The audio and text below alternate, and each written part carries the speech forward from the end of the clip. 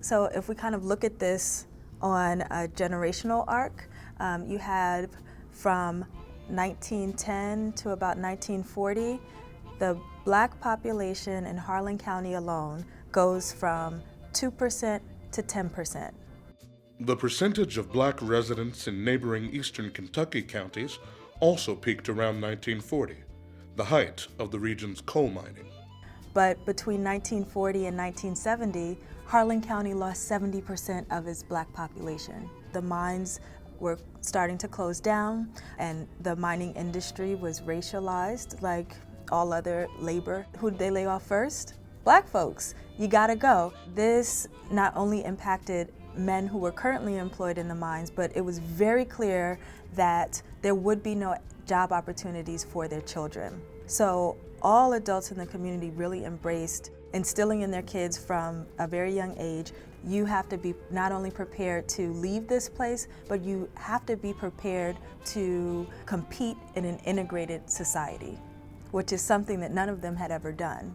At the same time, the African American Great Migration is booming, right? Black folks are moving from all over the South. They're leaving from Georgia and Alabama. What these Kentucky Black folks' parents had done a generation ago, it's starting to uptick in like a huge way in the South. They're going straight from Bessemer to New York City, straight to DC, straight to Detroit, and that's where the jobs were at that time. Well, you go back up to the mountain where my mom and dad were growing up. Where did they go for the summers when they were on vacation? To visit those very cousins who might have been originally from Alabama, who had migrated to Cleveland, who had migrated earlier to New York, and they go visit them for the summers. What does that do? It plants a seed.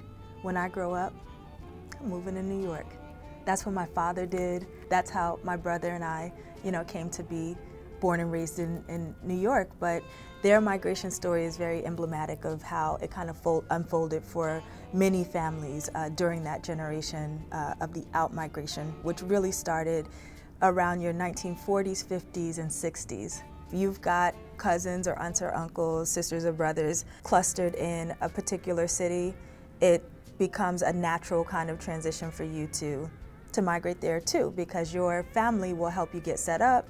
You can live there for a little while until you find a job. So that is the way in which the majority of folks migrated. But there were some other cool patterns. One was the integration of the military.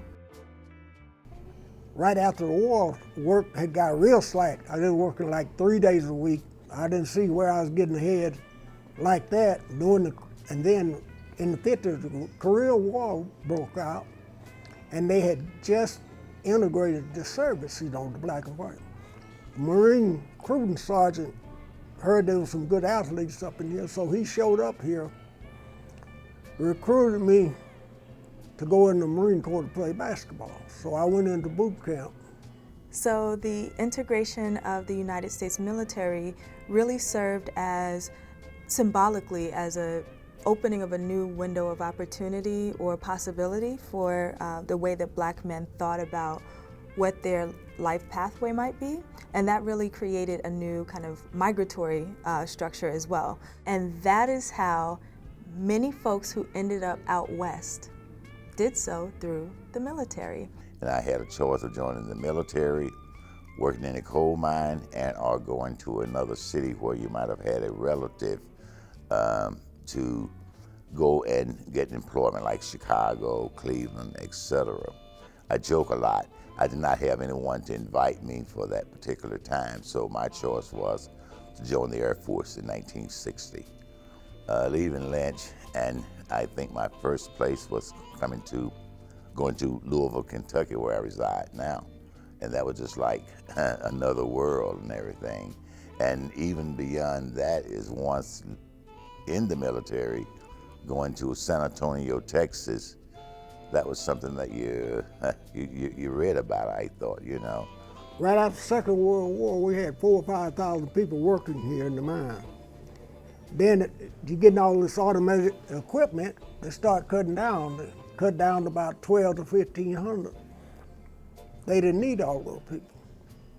So the people that were leaving here You know, some had family in Rootsville.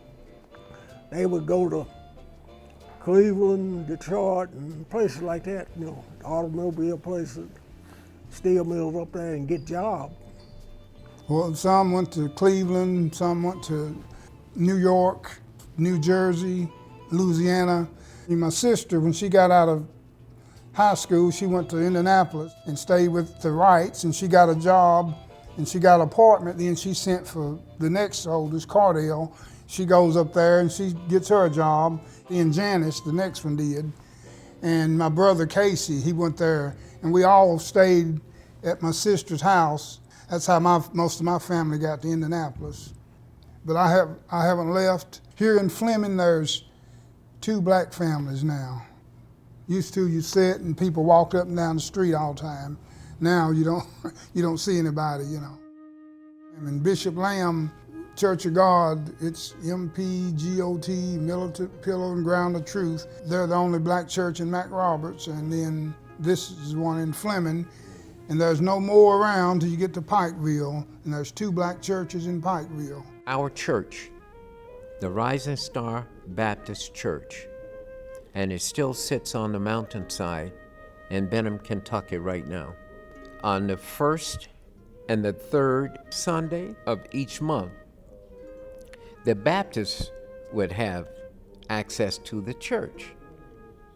On the 2nd and 4th Sundays, the Methodists would have access to the church.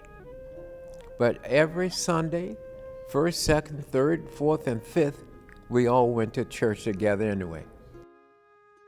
It's been about 5 or 6 years since that we had a service on a Memorial Day weekend at the Rising Star Baptist Church. There just aren't enough black people now living in Benham, Kentucky.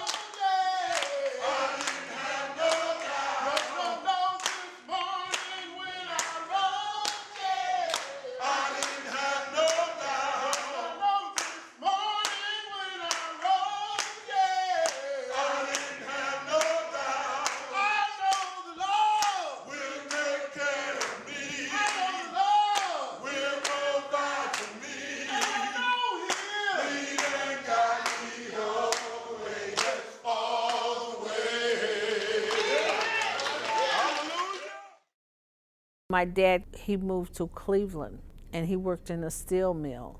And after my 9th grade year, he moved all of the family there to Cleveland. When we left Kentucky, we had the Greyhound bus. And at that time, it was still very segregated. All the blacks had to sit in the back. And I never will forget that it was halfway to Cleveland, and my mother couldn't get off the bus to get us water or anything because they had no place for the blacks to go get water. And we wanted water.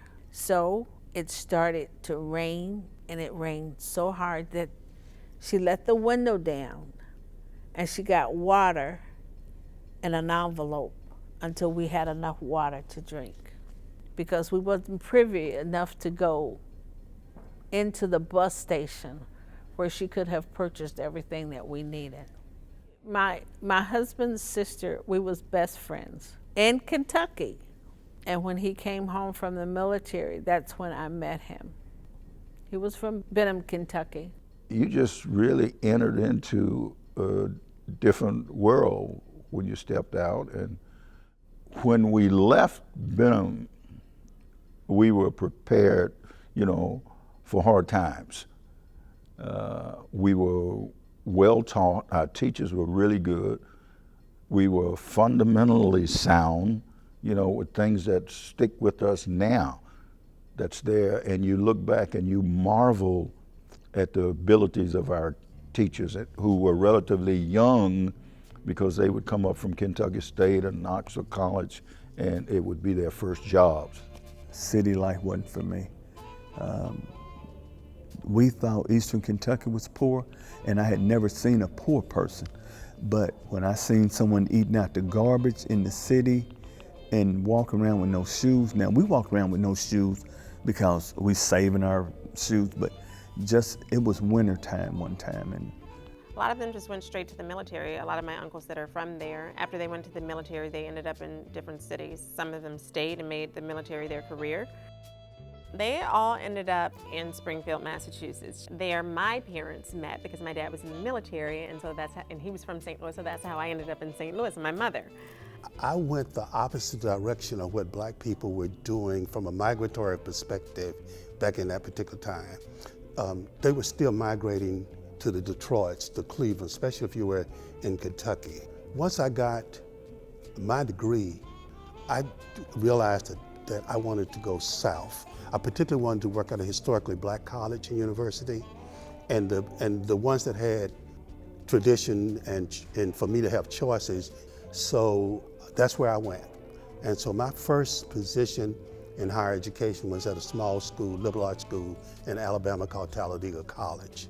I knew that the South was going to be my base, even though I went back to the Midwest to get a degree, and so I got a position at Emory University in Atlanta, Georgia, and then subsequently at Kennesaw State University in Marietta, Georgia. Bernard Bickerstaff went to school and graduated from East Benham High School, went off to college and played basketball, to play pro ball, and he's right now involved in the NBA. We're so proud of him. And the beauty of that, he does not stick his chest out and say, I am thus and such, and et cetera, et cetera. He's a very humble, gentle person. And all of us love him. All of us love him. And there's nothing he can do about it. I went to Cleveland. I ended up going to Rio Grande College, University in Ohio, for a year and a half, and then drove out to San Diego with a friend from Cleveland. Then it all started from there. I attended University of San Diego, coached at University of San Diego, and then on to the National Basketball Association. Even leaving Kentucky, you were still around your friends and your relatives. So although I left Benham, it was the same people. It was a big city. They were the same people.